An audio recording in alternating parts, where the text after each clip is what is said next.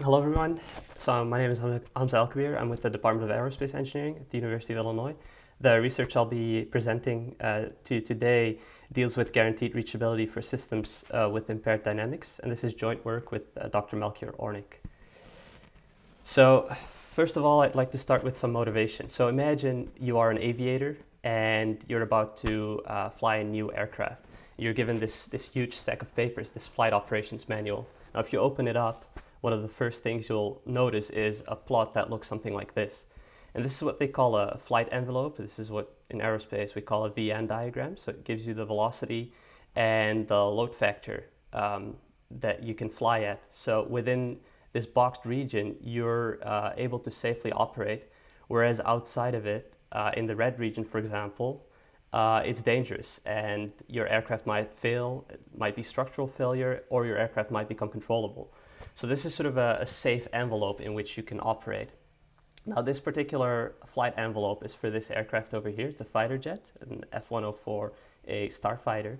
So as a pilot, you want to have the safest possible flight in the sense that you would like to protect yourself, your payload, your passengers, let's say if it's a passenger aircraft. So it's natural to ask yourself when this plot on the left will still hold. I mean, it's built for the nominal case, so everything is supposed to be working. Your aircraft is supposed to be well maintained. But what happens if there's any sort of failure? Let's say what happens if my ailerons degrade and I can't move them according to what I would expect? Or what happens when I'm low on fuel? Can I still land safely, or do I have to make a crash landing? These are important questions that span across a wide range of disciplines. So not just in aerospace, but virtually any dynamical system would have questions like this. So one of the problems here is that what you've just seen deals with reachable sets. So it tells you what states a system can reach when it has certain capabilities, and it starts out from a given initial set of states. But the problem is that producing these reachable sets is hard. There's a lot of modeling involved, and computing them without getting wrong results takes a lot of computational effort. So one of the things we want to do is we still want to know our system's guaranteed capabilities despite any sort of partial failures or more severe failures. So here's a problem. A priori computation of these reachable sets is impossible when we face these dynamic failure modes. There's a wide range of different failure modes you could expect. You can account for some of these. Let's say you have a car and you have a blown tire. You might be able to do that beforehand and do it for all four tires, but if we have multiple parts of a system that can fail, then it becomes way too much effort to compute all these reachable sets and store them on board. So current approaches to reachable set computation in general focus mainly on outer approximations. And there's two things, there's inner approximations and outer approximations. Now these outer approximations are useful for, let's say, obstacle avoidance, because they're more optimistic in the sense that they give you a wider range of states that you might reach, but they're not guaranteed to yield any viable results. So it might give you states that you can't actually reach within that given time span. So in this setting, we are interested in inner approximations. So these give you guaranteed capabilities. And in particular, we're interested in what we can say about our guaranteed system capabilities in case of partial failure. So the main question that we ask ourselves here is, can we reuse our prior knowledge of these reachable sets that we've painstakingly obtained in off-nominal conditions? So there's two different questions you can actually ask, and I'll just highlight them. So the difference between these outer approximations and inner approximations. So the first question here is, what can my system do? What can it do? So what is it capable of? So this is about guaranteed capabilities. And that's what we call inner approximations of the reachable set. So what you can actually say if you know these guaranteed capabilities, if nothing else, we can at least do this. And this is useful for safety critical control, such as when experiencing partial failure or off-nominal operating conditions. And this image on the right is actually quite timely. It's the Boeing 777 that experienced right engine failure. And now one of the important questions you can ask, what can I still do when I have such an engine failure? Can I still maneuver in certain ways? Can I still land at certain airfields? And then there's a second question on the flip side of this. what could my system do? And I'm asking this in sort of a pessimistic way, in the sense that in the worst case, this could happen. So these are potential capabilities. And this is useful for things like collision avoidance and safety envelope, in the sense that you would like to pad your system in a way that it won't reach these dangerous states with respect to different objects. So let's say you want to know that your car can brake before a stop sign, even when the road is wet. It's useful to have these outer approximations in that case, because you can basically plan ahead and start braking earlier, just so you don't exceed that threshold, basically. So our approach is as follows from a high level. So we use a conservative analytical bound on the change in the dynamics of the off-nominal system with respect to the dynamics of the nominal system, and I'll be going over what that bound actually looks like. And then moving forward, we focus on the case of diminishing control authority, and this requires an upper bound on the distance between the nominal and off-nominal set of admissible control inputs. So we have a set of control inputs that we can apply on our system, and now we want to deal with what happens if this set shrinks. So if we can't actually apply the same controls as we would be able to in a nominal setting. Now what sets this apart from other approaches is that we leverage knowledge of the nominal reachable set. So we don't just throw it away and start all anew, we actually use it. And we also use a notion of reachable set convexity and some sufficient conditions for that, as well as a bound on the minimum trajectory deviation, which I'll be going over how we obtain between the trajectories of the nominal and off-nominal reachable set. All of this allows us to shrink the nominal reachable set by a computed distance, and this will yield an inner approximation of the impaired or off-nominal reachable set, and that makes it applicable for online use, because the shrinking operation is extremely cheap to do, and finding the amount by which you should shrink isn't that hard. So here's the rationale for these different steps that I've outlined.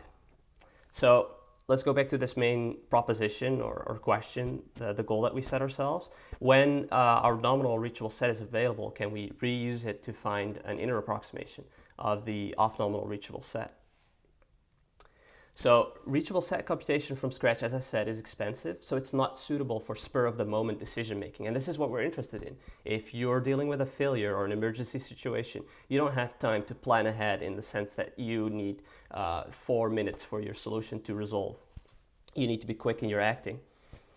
So changes in the dynamics can be over-approximated, and this is quite easy to do, even analytically and even online. So the minimum deviation between two trajectories of the off-nominal and nominal system that you can possibly get can actually be computed and upper bounded using integral inequalities, which is an extremely powerful tool in this application setting. So let's say we have guarantees that both our reachable sets are convex, then we can basically just shrink it by this upper bound that I've been talking about, the upper bound between the minimum deviation between trajectories, and then we can obtain a guaranteed reachable set. So just some preliminaries, what we're actually dealing with in terms of a mathematical statement. So we're considering dynamical systems with n states and m control inputs, an initial time t0, and a compact admissible set of controls, script u, which is a subset of Rm. And we're dealing with this ODE, so x dot equals a function of time, of the state, and of the control. And these controls are all admissible in the sense that they're within this compact set, script u. Here we're going to consider the forward reachable set. So we're looking at forward time, positive time, in the future essentially, what can we reach? And this is called an FRS, or forward reachable set. So this is defined by the following components. An initial set of states, x0, script x0 at time t0, at time t1 that's greater than t0, at which we would like to see what we can reach, and a set of admissible control inputs, which is script u, and these are functions phi that go from r to this admissible set of control inputs, and these functions are specific in the sense that they generate unique solutions to the ODE you see above. And then finally, we want to look at a set of trajectories of the form cursive v as a function of time, starting from this initial state and time, given a control input signal. So what does this look like? So consider the image on the bottom left here. we have a gray set of initial states, that's this script x0, and we just sample a single state from this x0. And now we would like to see what kind of states we can reach from time t0 at time t1, given this admissible control signal. And here you can see that we reached, for example, with this particular trajectory, we reached x1. So x1 is part of this blackboard, x1 at t1. So this is a forward reachable set. So it's basically a snapshot of the states that we can reach at time t1. So in the following, we'll throw around some of the notation, and we'll be dealing with set-valued multifunctions instead of the regular function f you saw previously. So this is basically the function f of t, x, and u, but instead of just a vector u, we replace it by a set script u, which is the set of admissible controls. So it immediately encodes all of that information. And the forward reachable set is then defined as all of these trajectories evaluated at this time t, or t1 in this picture, given that we start from states x0 from the set script x0, and we start at time t0, and we use admissible control signals. So that's what we get. That's the blue set over here. Now let's take a look at diminished control authority. So what happens if we start out with this blue set u of admissible controls, but now it shrinks into this off-nominal set script u bar. So in what follows, I'll be denoting the impaired or off-nominal counterparts of the nominal system's properties by an overbar. So whenever you see, for example, this blackboard x bar, it's going to be the off-nominal reachable set, in this case at time t2. Now there's some things we can say if we're dealing with diminished control authority. The dynamics themselves remain unchanged in the sense that ODE stays the same, but the multifunction changes. So now we're using u bar instead of u. So our set of velocities that we can access shrinks. So the set of admissible control inputs shrink, and that's shown here as a strict inclusion. And then the off-nominal reachable sets can be shown to be subsets of the nominal reachable sets. As you can see in the picture here, the orange sets or red sets are subsets of the blue sets. So now it gets a little bit more technical, and this will be really brief. We just need some sufficient conditions for our forward reachable set to be convex. And convexity is a very important property in this entire endeavor because it allows us to simply shrink the set and not have to deal with any concave structures. So we're looking at R-convex sets, and an R-convex set is a compact convex set that can be constructed as the intersection of balls of a given radius, R in this case. And this intersection doesn't need to be finite or countable, so it's just any intersection of balls of a radius R. So there are some sufficient conditions out there in the literature that give you when the reachable set will be convex. So if x0 is R0 convex with some R0 that's greater than 0, and f itself produces sets as its sort of output that are R-convex, and we need some technical growth conditions that I won't be going over here. So in general, under some mild assumptions, these conditions hold for affine control systems. So systems where a vector multiplies the control input, a matrix, I'm sorry. So moving on from this, we can start talking about the trajectory deviation growth bound that I've been alluding to. So if you take a look at the image on the right here, we have an orange trajectory, x bar, so this is an off-nominal trajectory, and we have a blue trajectory, x of t. Now, what we would like to know is an upper bound on this x tilde, which is the difference between x and x bar at time t, and the norm of it. So basically, how far can we find x starting from x bar? So let's say I take any off-nominal trajectory. What's the closest that nominal trajectory will be in that sense? Now, we would like this to hold for any trajectory x and any trajectory x bar, and that will give us this eta, which is a bigger upper bound on the minimum deviation. So what it basically says is, even if you are sort of in an off-nominal operating condition, you can still generate this trajectory that is at least or at most this far away from a nominal trajectory. So any nominal trajectory has an off-nominal trajectory that's a distance eta t from it. That's what we're trying to say. So this is an upper bound on the minimum deviation between a nominal and off-nominal trajectory that originate from the same state. And now we make this state agnostic in the sense that we look at this f tilde, which is the difference between these two, but we don't want this to be a function of particular trajectories. We want this to be upper bounded in a generic sense, that it just has to look at the deviation of the control input and of the state. And then we have these functions, basically, a tilde, w tilde, and b tilde, that you can derive analytically. And these are all positive, non-decreasing, and continuous functions. So by application of this integral inequality known as the Bihari inequality, we can find this upper bound eta t. So now we can consolidate things and bring things together. So we now have conditions for which the forward reachable set itself is convex. We have an upper bound on the minimum trajectory deviation between the nominal and off-nominal forward reachable set. And now our theory proves that it suffices to shrink the nominal forward reachable set by this distance eta t to obtain an inner approximation of the off-nominal forward reachable set. So this is what this looks like in mathematical terms. But if I were to just visualize it, here we have our plot from just before. What we do is we basically draw these balls of radius eta t, and we shrink the blue set by it, and we obtain a set that is included basically by the red set over here. So that's all we do, and this is an extremely cheap operation. So this only depends on computing eta t essentially. So now I'd like to go full circle and take a look at wing rock again, which is a particular thing we see in fighter jets.